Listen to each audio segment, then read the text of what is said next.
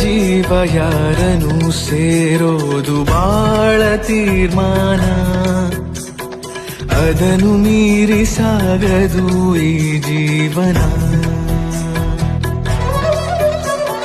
ಯಾರ ಹೆಜ್ಜೆ ಯಾರನು ಕಾಯೋದೆ ಸುಂದರ ಧ್ಯಾನ, ಹೃದಯ ತೆರೆದು ಕೂರಲಿ ನಿನ್ನೀ ಮನ. ಕೊನೆ ಆಗಿರೋ ದಾರಿ ಹೊಸ ದಾರಿಗೆ ರೂವಾರಿ, ಗುರಿ ಸೇರಲಿ ಸೇರಿ ಜಗವೇ ಕೇಳಿಕೊಂಡಿದೆ ಆ ದೇವರ.